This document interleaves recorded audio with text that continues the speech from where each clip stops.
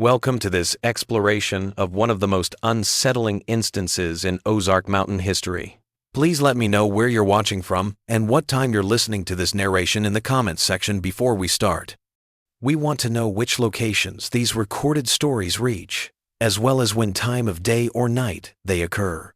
Fayetteville, Arkansas, was still getting over the economic and social damage caused by the Civil War in the fall of 1857.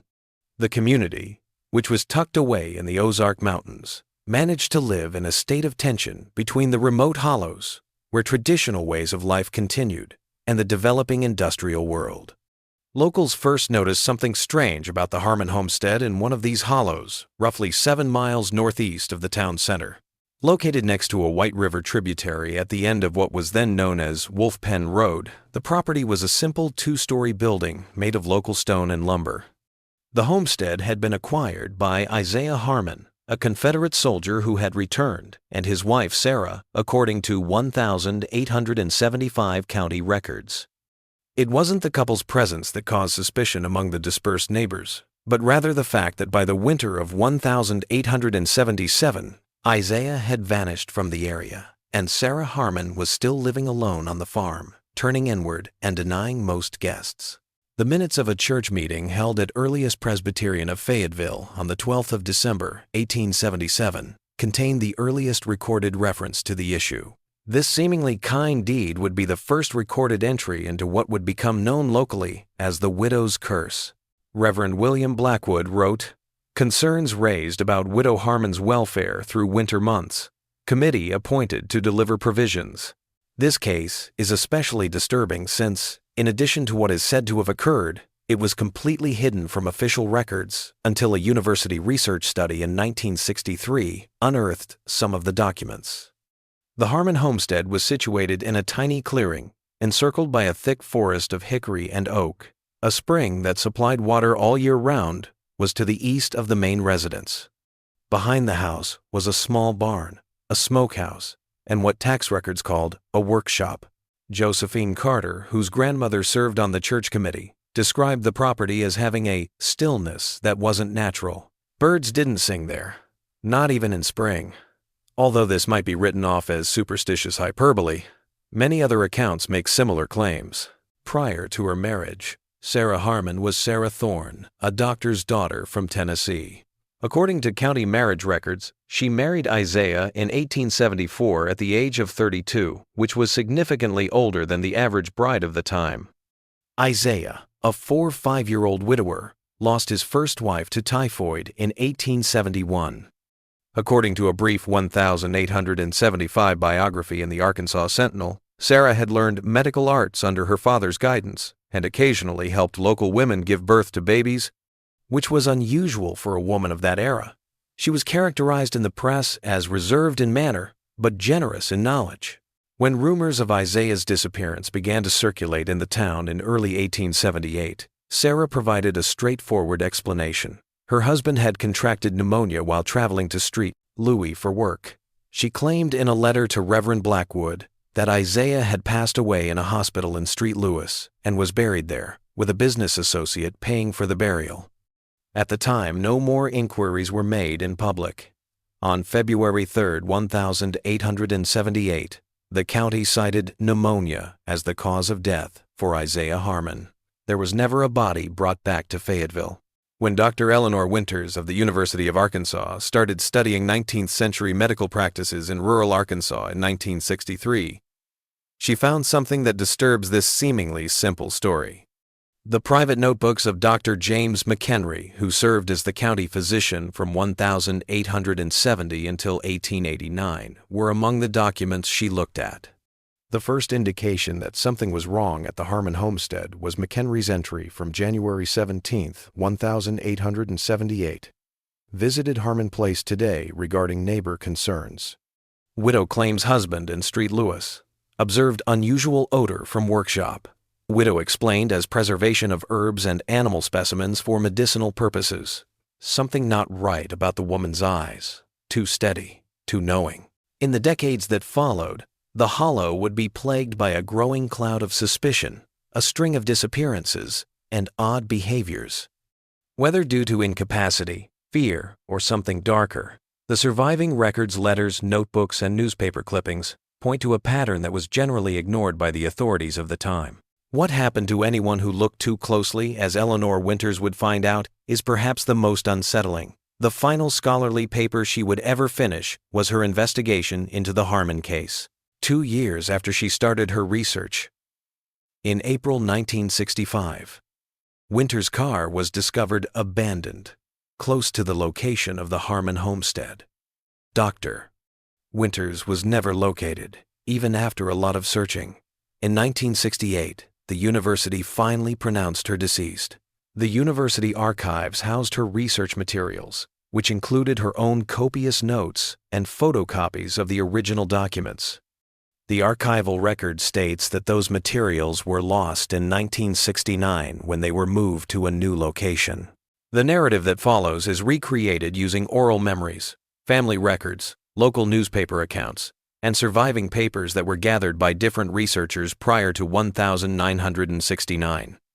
The truth regarding what actually transpired in that hollow is still unknown, since it has been hidden by time and possibly intentional.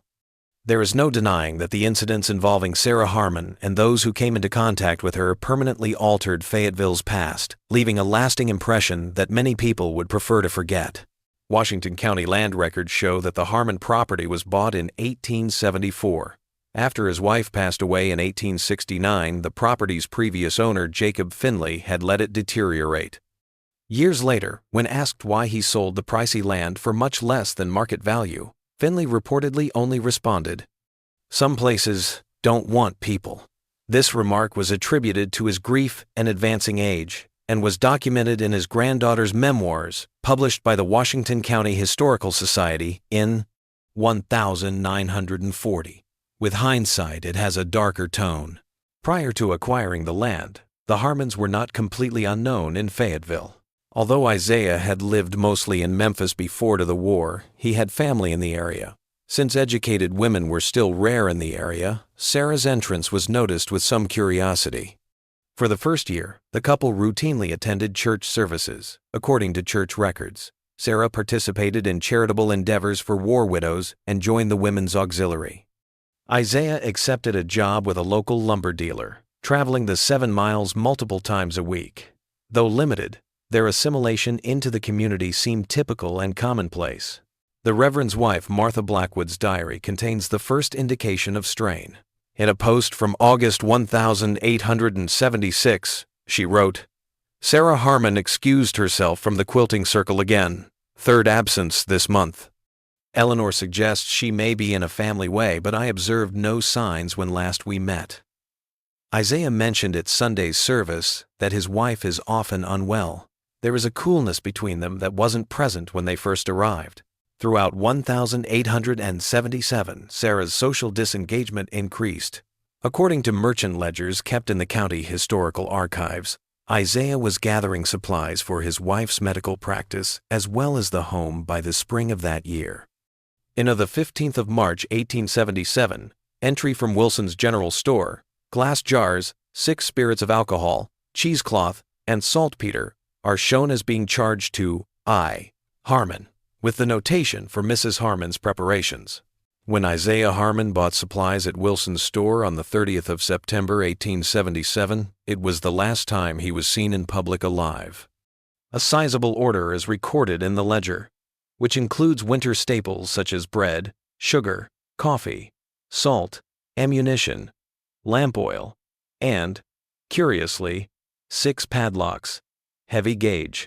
Samuel Wilson, the storekeeper, subsequently informed the sheriff that Isaiah seemed troubled in spirit, but he would not provide any details when asked. This claim is made in a brief sheriff's report from February 1878, which was presumably submitted in response to early inquiries over Isaiah's absence. Not much is known about what transpired in the hollow between September 1877 and January 1878.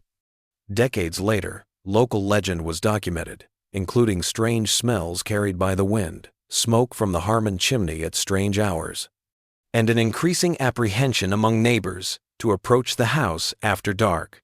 Despite their compelling nature, some narratives may be later embellishments and lack modern verification.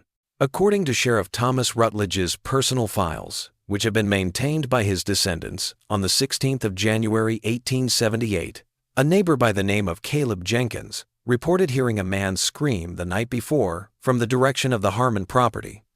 Jenkins told the sheriff that he had heard the kind of sound a man makes when he's beyond helping himself. Jenkins' farm was around half a mile away from the Harmons, and Sheriff Rutledge noted that Jenkins would be visiting the property the next day. This resulted in the previously reported visit by Dr. McHenry, yet, oddly, there is no documentation of the sheriff going with him or paying him a separate visit. Sarah Harmon started acting strangely by February 1878, when Isaiah was formally declared dead. Seldom did she leave her land. In February 1878, Rebecca Wilson, the storekeeper's wife, wrote to her sister about how witnesses described her as altered. Sarah Harmon came in today, first time since before Christmas. She's wearing Isaiah's coat, if you can imagine. Cut her hair short too. Barely spoke, except to hand over her list. Paid in silver coins, not the store credit they usually used. When Samuel asked her how she was feeling, she just stared at him for so long he had to turn away. Something's wrong with that woman now.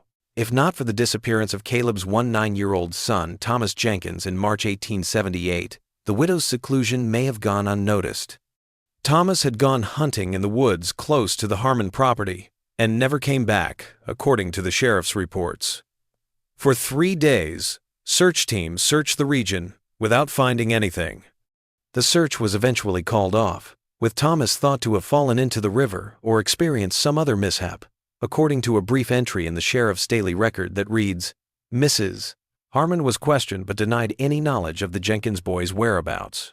In an April 1878 letter to his brother, Caleb Jenkins expressed reservations about this conclusion. The boy knew those woods since he could walk. Sheriff says likely he fell in the White River, but they never found so much as his gun or hat. I believe someone knows more than they're telling. The widow was seen gathering plants near where Tom went missing just the day before. When I mentioned this to Rutledge, he advised me to let sleeping dogs lie. Something's not right in that hollow, brother. Not right at all. Throughout the spring and summer of 1878, the uneasy atmosphere surrounding the Harmon property grew more intense. Reverend Blackwood visited Sarah twice, according to church records, but despite smoke coming from the chimney, the residence appeared to be abandoned. A June 1878 entry in his journal states, Mrs. Harmon's spiritual welfare concerns me greatly. Left basket of provisions at gate as none answered my call. Dogs barked from inside the house, but were silenced abruptly. Observe that workshop door has new heavy lock. Garden untended except for unusual plants I did not recognize, not food crops, but something else. Will consult with elders about appropriate action. No further action seems to have been taken. The widow was abandoned to her seclusion, which would last for several more years with sporadic, disturbing occurrences. Not much was known about what transpired in that hollow until the winter of 1880, when Sarah Harmon would come out of her solitude in a way that would solidify her legacy in the community and give rise to what would come to be known as the widow's curse. Sarah Harmon's town appearances decreased in frequency, but increased in prominence as 1878 gave way to 1879. She only bought supplies every 2 to 3 months, according to store ledgers, and she always paid with silver coins or sometimes little gold pieces, which is unusual for a woman who is presumably widowed and has no discernible source of income. At a chance meeting, Sarah was asked about her finances by the banker's wife. According to her journal, Margaret Collins, Sarah said, "My husband provided for me in ways that will last." At the time, this was taken to mean savings or life insurance. Multiple accounts describe her as growing increasingly gaunt, her skin taking on what one observer called a parchment quality, yellowed and too tight. Her hair, once dark brown, was described in an 1879 account as white as January snow, though she cannot be above 40 years. Most striking were her eyes, which Rebecca Wilson described as having a knowledge in them that makes one want to confess sins never committed. These changes were variously attributed to grief, hardship, or her rumored experimentation with medicinal herbs and tinctures.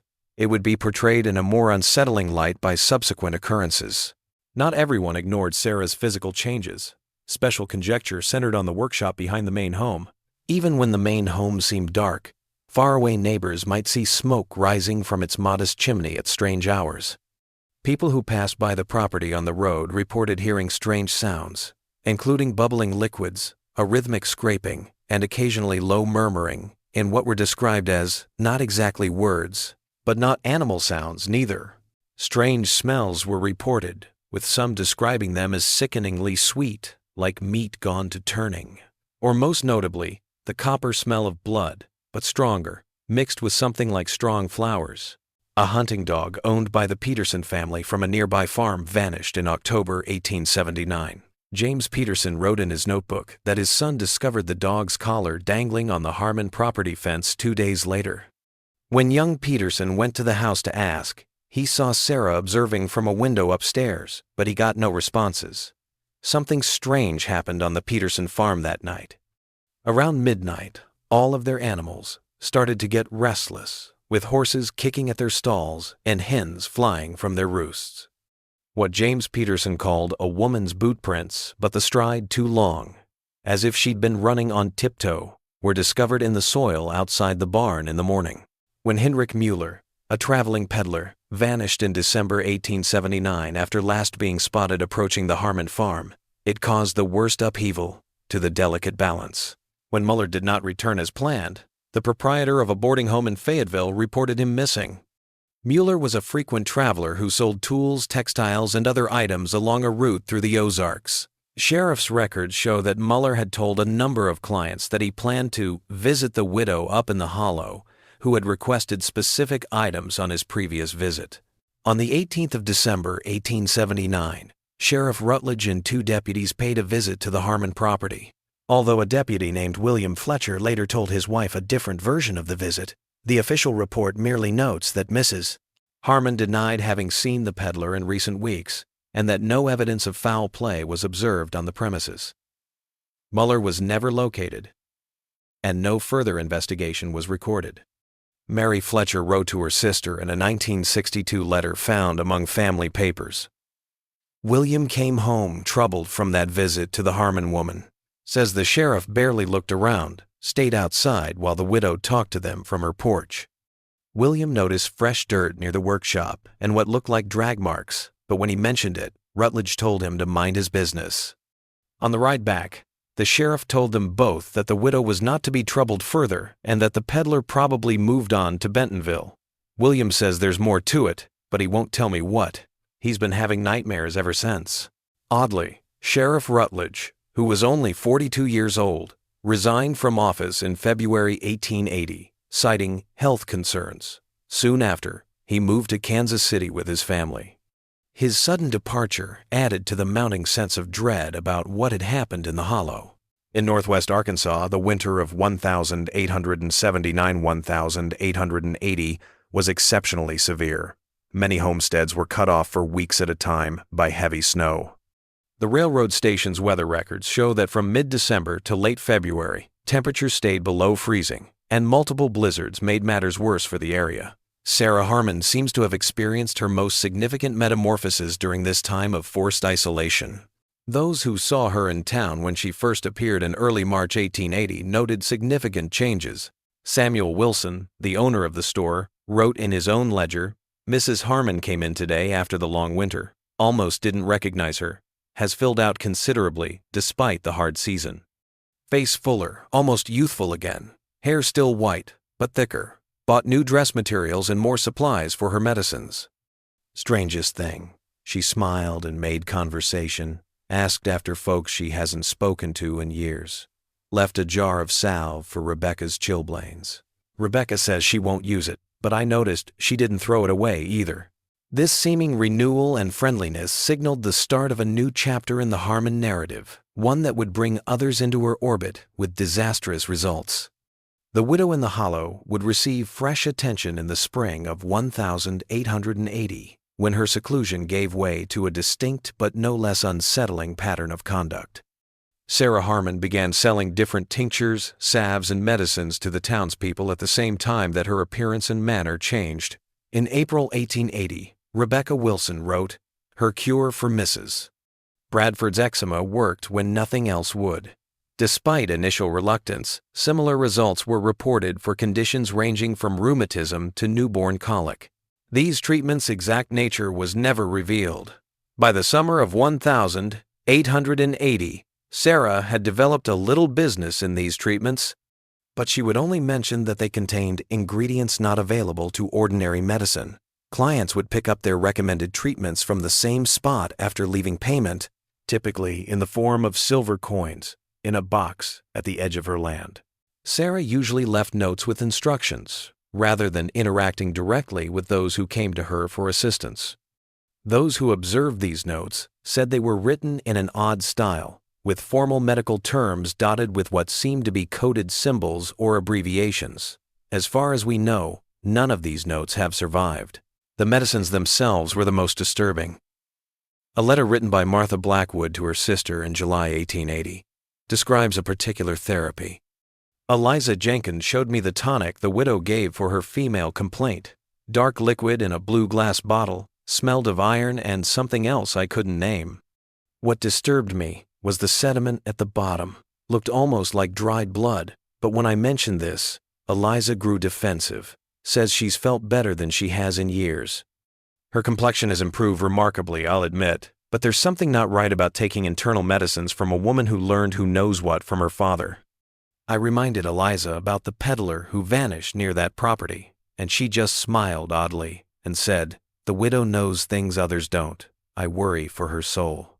A land surveyor called Charles Burke, who was charting holdings along the White River in August 1880, provides the most thorough modern account of the Harmon property during this time.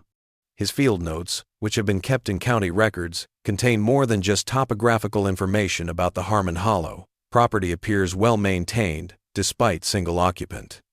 Main house solid, new shingles on roof, workshop behind house larger than typical for region, reinforced door with 2 padlocks, multiple small gardens with plants unfamiliar to me, not typical crops. Some appear medicinal, others unknown.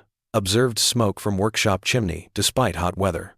Approach to property, marked by animal bones hanging from tree branches, possibly to deter pests from gardens, though unusual arrangement. Spring house locked, second padlock on well cover. Most notably, soil around workshop unusually dark and rich compared to surrounding area. Vegetation there exceptionally vigorous. Mrs. Harmon appeared briefly at window, but did not respond to greetings. Completed survey from distance, as felt unwelcome. Curious note. Observed what appeared to be fresh grave sites beyond orchard, marked only with field stones, too small for human burials, possibly livestock, though no livestock visible on property. Burke's notes are noteworthy for their thoroughness, as well as the fact that they are among the few formal records of the property during Sarah's occupation that have persisted to the present day. Despite contemporary newspaper accounts mentioning no such fire, the majority of county records related to the Harmon case were allegedly destroyed in a courthouse fire in 1887. The Hollow saw a new development in the fall of 1880. A young woman called Mary Thorne, who identified herself as Sarah's niece from Tennessee, came in Fayetteville in September, according to church records. Although she was seen spending the majority of her days at the Harmon farm, she did take a room at Mrs. Henderson's boarding house in town. According to reports, Mary was well educated, in her early 22s, and remarkably similar to the Sarah who had initially come to Fayetteville years before. Mary's presence altered the Hollow's dynamics. Mary interacted freely with the townspeople, frequently receiving fees for medicines and administering treatments, in contrast to Sarah's policy of keeping a safe distance. According to several stories, Mary was unusually pale and never seemed to burn in the sun or tan despite traveling between town and the Hollow for hours on end. She also talked candidly about helping her aunt with medical preparations and learning the family trade. People started speculating about the two women's relationship. Seldom were they spotted together, Either Mary at the property and Sarah making her more sporadic trips to town, or Mary in town while Sarah stayed isolated. The fact that no one had witnessed Mary's arrival by stage or train, she had just appeared one day, seemingly out of the hollow itself, led some to speculate that they were, in reality, the same person. By the winter of 1880, the widows' remedies, as they were called in the area, had gained a tiny but devoted following. In addition to the silver coins that were exchanged, users reported benefits such as improved complexion, increased vigor, alleviation from chronic pain, and, in certain circumstances, a clarity of thought that reveals truths otherwise hidden. Users reported having vivid nightmares that frequently featured the Harmon property, developing an odd pallor akin to Mary's, and occasionally displaying personality changes that worried family members noticed. Eliza Jenkins, a pioneer in the use of these remedies, wrote in her personal diary in December 1880, "The tonic brings such relief, I can hardly remember life before it. When I take it, I can feel it moving through me, touching every part with its warmth. The dreams are a small price to pay. Last night I dreamed again of the workshop, the tables, the glass jars, the bundles hanging from the rafters. In the dream, I understand everything, see how it all connects." The widow says this is normal, that the medicine opens pathways in the mind as it heals the body. I believe her. Sometimes I think I can hear Isaiah whispering from the corner of the room, but that must be fancy. The first indication that users of the remedies shared particular dream imagery pertaining to the workshop, a building that the majority had never entered in their waking lives, makes this journal entry especially noteworthy. The mention of Isaiah, who had officially passed away almost 3 years earlier, is more unsettling. By the end of 1880, the widow's impact had extended outside of her home. A small circle of regular clients, mostly women, had developed around her practice, effectively creating a defensive circle. Several important church members, including the wives of town officials, were noticeably absent the next Sunday after Reverend Blackwood's November speech, in which he voiced worries regarding the nature of the treatments. With a cautious wording typical of small-town newspapers attempting to address controversy without inciting libel, the Arkansas Sentinel published a brief article highlighting this unusual development. Certain home remedies gaining popularity among Fayetteville's ladies have raised questions of propriety and safety. While we make no judgment on efficacy, we remind readers that traditional medical consultation remains advisable for serious conditions. Thus, the scene was set for what would happen in early 1881, when a discovery that could no longer be disregarded or explained away would upset the odd balance surrounding the Harmon Hollow, giving rise to the title, The Widow's Curse, and a shadow over Fayetteville that some would contend has never entirely disappeared. Northwest Arkansas had record-low temperatures in January 1881. Rarely, according to local meteorological records, the White River froze solid enough to support the weight of wagons. Jacob Wilson, the 5-year-old son of storekeeper Samuel Wilson, made a horrifying discovery amid this intense cold that would set off the subsequent events. Jacob had been pursuing a wounded deer through the woods about a quarter-mile from the Harmon property, according to his account, which was recorded by the new sheriff, Thomas Bradford. He followed the blood trail to a little gully, where he found human remains instead of his deer. According to his account, "At first I thought it was old roots or branches under the snow. Then I saw a hand sticking up, fingers curled like they was reaching. I brushed away some snow and saw it wasn't just one body, but parts of several, all frozen together. Some had clothes, some didn't. They looked preserved somehow, not rotted like you'd expect. I ran all the way home without looking back." The next day, Sheriff Bradford visited the site with Dr. Andrew Phillips, who had taken over for the retired Dr. McHenry. One of the few documents from this era that has survived intact is the official report, which details the discovery of human remains representing at least 3 individuals in various states of dismemberment. Parts appear to have been preserved through some process resembling tanning of leather. No identification possible on site. Area shows signs of animal disturbance, possibly explaining displacement from original burial location. Dr. Phillips's private notes, found among his belongings after his death in 1901, contradict the sheriff's report, which implied that the remains might have been disturbed by animals. Bodies show precise cutting with sharp instrument, not tearing consistent with animal scavenging. Several parts show evidence of having been opened and certain organs removed before preservation process applied. Most disturbing is the apparent age of different remains. Some seem relatively recent, while others show signs of preservation dating back possibly years. Sheriff, resistant to my suggesting deliberate human activity, mentioned Harmon woman lives nearby, and he plans to question her, but did not seem eager to pursue this line of inquiry.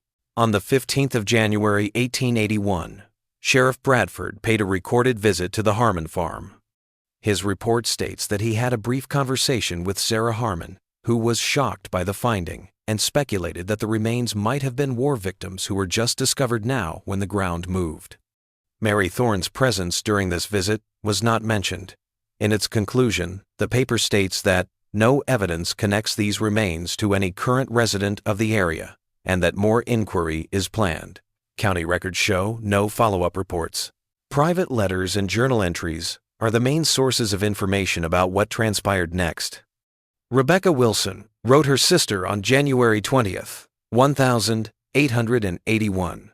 The whole town is abuzz about Jacob's discovery. Some are saying those poor souls were travelers who ran afoul of bandits. Others whisper they were victims of the widow's experiments. Samuel says the sheriff told him privately that one of the hands had a distinctive ring that matched the description of something the peddler Mueller was known to wear, but nothing will come of it. Too many influential people have been taking the widow's remedies. Bradford's own wife is among them, though he may not know it. 2 days following the sheriff's visit to the Hollow, on January 17th, Mary Thorne made her final appearance in town, according to store records, which had an immediate impact on the commerce in widows' remedies. Witnesses reported that she gave many prepared treatments, collected unpaid invoices, and acted with remarkable urgency. Martha Blackwood wrote in her diary, "Mary Thorne came to Eliza Jenkins' house while I was visiting. She seemed agitated, kept looking out the window as if expecting someone. Left a large blue bottle for Eliza, larger than the usual month's supply. Told her to make it last as she mightn't be back for some time. When I asked directly if this had anything to do with the bodies Jacob found, she gave me such a look, not angry, but somehow pitying, said only, 'What sustains also consumes, Mrs. Blackwood. Remember that, if you ever find yourself in need.'"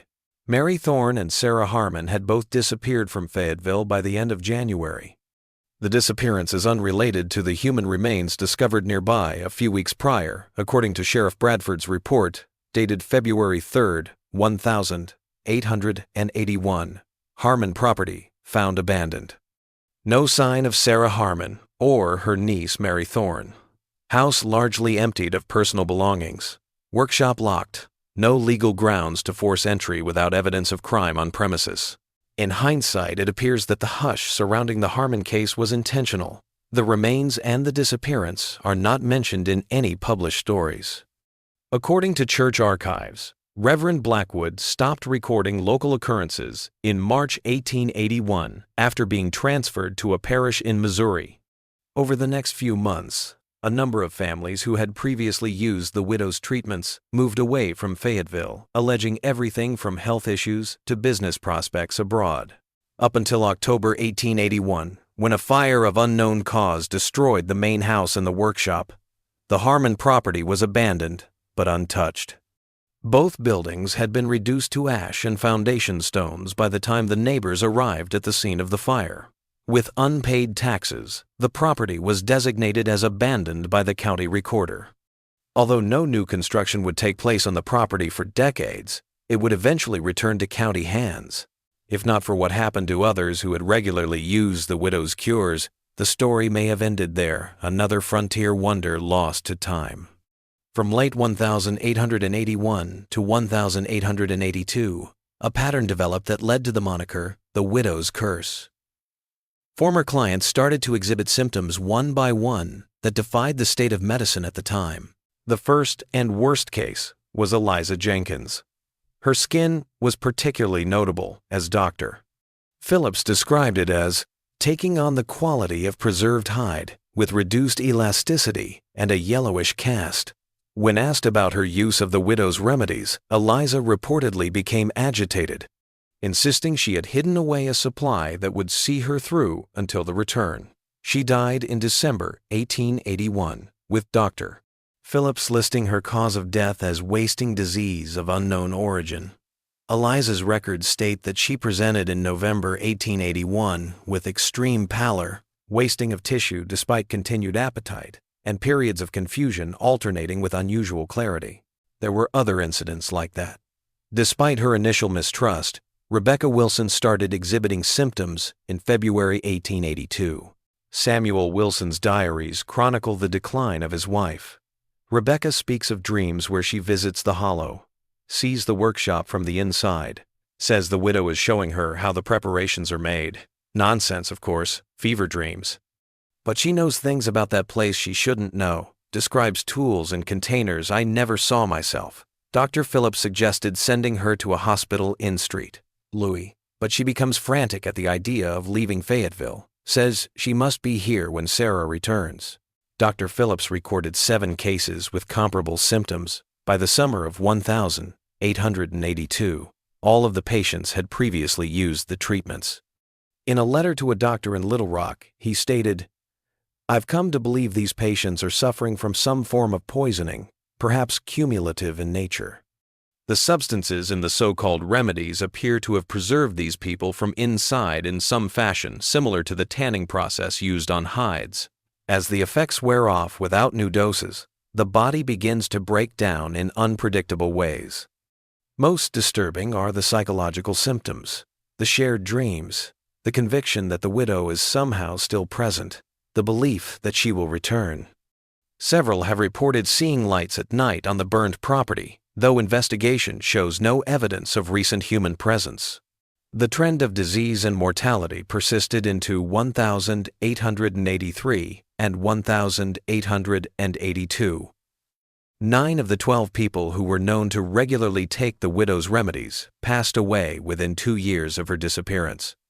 Unknown to their destinies, the other 3 departed Fayetteville. Several victims' tissue samples were taken by Dr. Phillips, who preserved them in alcohol for later research. There is no documentation of their delivery or analysis, despite reports that these samples were transported to a Philadelphia medical institution in 1884. The myth itself started to wane from public discourse as the actual victims of what the villagers now publicly referred to as the widow's curse vanished. The cleared area was gradually reclaimed by the forest, restoring the burned property to its natural state. Beyond the stone foundations and a small family cemetery where Isaiah's parents had been laid to rest decades ago, there was little left to identify the location of the Harmon property by 1890, but Isaiah himself had no headstone there. Had it not been for a string of disappearances that took place in the region between 1885 and 1895, the narrative may have been completely forgotten. Along the route that went by the former Harmon property, 5 travelers were reported missing. After inconclusive investigations, local officials proposed bandits or wild animals as plausible culprits. Although the linkage was maintained in local mythology, no formal link to the earlier events was established. Before scholarly interest in the case was rekindled in 1963, Dr. Eleanor Winters started her disastrous study of rural Arkansas's 19th-century medical practices. She pushed the Harmon case back into the public eye after discovering Dr. Phillips' private documents and looking through county archives. Many people believe that Winters' own disappearance in 1965 while on site provided a contemporary element to the tale that was too coincidence to ignore. It's still unclear exactly what transpired in the hollow between 1877 and 1881. Multiple interpretations of events are possible due to the fragmented nature of extant data. Was Sarah Harmon a killer who prepared her medicine using the bodies of her victims? Was Mary Thorne really her niece, or was she someone else? Why did people who tried her cures have the unique symptoms? The most unsettling question is probably whether Sarah and Mary actually moved away from the area or just moved to another place to carry on their activities. According to county land records, a woman named Sarah Thorne bought land about 40 miles from Fayetteville in 1885, close to Eureka Springs. Although there was no documented link at the time, the description is similar to that of the widow's niece. Local newspapers stated in 1890 that Sarah Thorne had become known as a healer, providing cures for a variety of illnesses. She vanished as well by 1895, leaving behind a house that would shortly burn down for unknown reasons.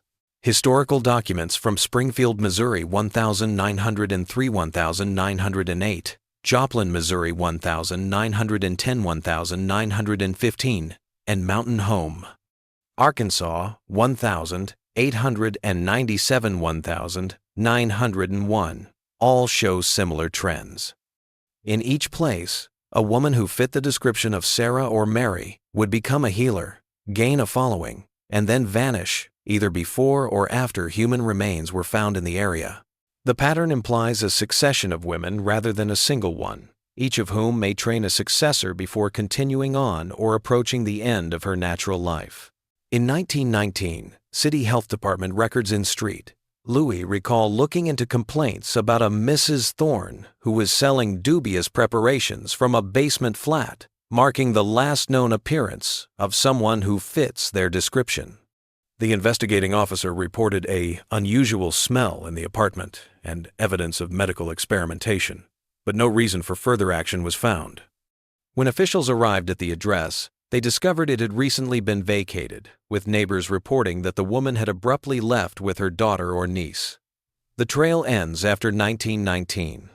No other records that fit their methods or descriptions have been found.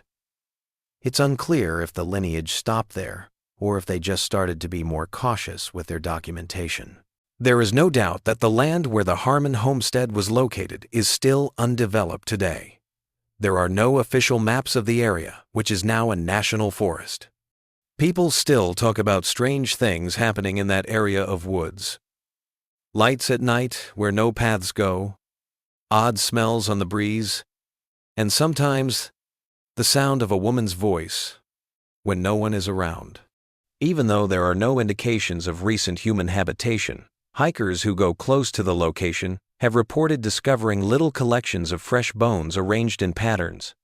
Although many people quietly avoid the region, especially after dark, rangers reject these reports as exaggerations or falsehoods. What transpired during a 1952 forest fire that ravaged parts of the Ozarks may be the most instructive. Despite winds pushing it in that direction, the fire quickly stopped after burning up to the boundaries of the former Harmon property, according to Forest Service records. A clear line where the burn terminated may be seen in aerial photos, forming an island of unspoiled woodland in the shape of the Harmon Hollow. Local mythology provided an alternative explanation, with fire experts attributing this to a peculiarity of the topography and wind conditions. The widow protects what's hers, even now. When Dr. Winters started her investigation in 1963, she spoke with a number of senior citizens who said they had first-hand recollections of the incidents. Her chat with Catherine Wilson, a small child at the time of the original events and the daughter of Samuel and Rebecca, was particularly noteworthy. Catherine, who is now 90, told Winters, "Mother took the widow's medicine until the end. Even when she was dying, she insisted it wasn't the remedy killing her, but the lack of it. Said if the widow would just come back, she could be saved. On her last night, Mother sat up suddenly and pointed to the corner of the room, said, 'She's come for me at last.' Died smiling." Father burned everything Mother had hidden away. Bottles, notes, a small cloth pouch she kept under her pillow. Said he could smell the hollow on those things, like meat and flowers and something else he couldn't name. Dr. Winters disappeared close to the former Harmon property 2 months after this interview was recorded. The final entry in her research journal, dated the 12th of April 1965, states, "Meeting local guide tomorrow to locate exact site of workshop foundation." Historical Society photos suggest stone footings may still be visible. Strange dreams last night. Saw workshop interior clearly. Layout matches descriptions in Phillips's papers, exactly. Unusual sense of anticipation today, as if approaching a significant discovery. Guide mentioned local belief that the area is somehow protected. Scientifically absurd, of course. But the persistence of such beliefs over decades suggests a psychological impact to these events that transcends ordinary local legends. The notebook was discovered in her abandoned car. Despite thorough investigations, no sign of Dr. Winters herself was ever found. The formal academic investigation into the Harmon case was essentially terminated in 1969 when the university lost her research papers during an archive shift and declared her dead in 1968. The narrative of the widow's curse is largely preserved in local folklore today, a story that is repeated around campfires to explain the strange atmosphere of that particular area of forest. Hikers still occasionally report strange encounters, such as watches that malfunction, uselessly spinning compasses, and the sensation of being watched from just over the tree line. The majority are logical individuals who can't understand their sudden, intense urge to flee the place right away. The accounts of hikers coming across a woman on a trail that isn't marked on any map, which happen around once every 10 years, are possibly the most unsettling. She is always characterized as middle-aged but yet timeless, with prematurely white hair and eyes that see more than they should. She gives directions, gives advice on local plants, or occasionally offers a home remedy for whatever ails the hiker, such as a persistent cough, a twisted ankle, or a headache. Acceptance is followed by abnormally rapid recovery and dreams of a workshop where a transformation occurs that they can almost but not quite remember upon waking. This metamorphosis is both dreadful and joyful. Are these contemporary encounters true? Do they result from suggestion or the ability of folklore to influence perception? Or does something that started with Sarah Harmon and her Factory of Horrors in 1877 still exist in that hollow? The original records have been lost, dispersed, or sealed. The witnesses have passed away. The only things left are the legend that has been passed down through the ages, and the oddity that, in our current period of documentation and explanation, that specific region of the Ozarks has steadfastly remained uncharted and unmapped. If you find yourself on a back road northeast of Fayetteville, close to the old Wolfpen Road, notice the sensation that passes by as you approach a particular place. According to locals, you'll know it when the birds stop singing and the air becomes heavier than it was before. Most locals will tell you to keep driving if you feel like someone is watching you from the trees. And if you see a white-haired woman who claims to cure your ailments, keep in mind Mary Thorne's famous quote from her final appearance in Fayetteville, "What sustains also consumes." We may never know the whole truth of what transpired in that hollow. That might be for the best. Once a mystery is solved, it cannot be forgotten, and once knowledge is acquired, it comes at a cost that few people are ready to pay.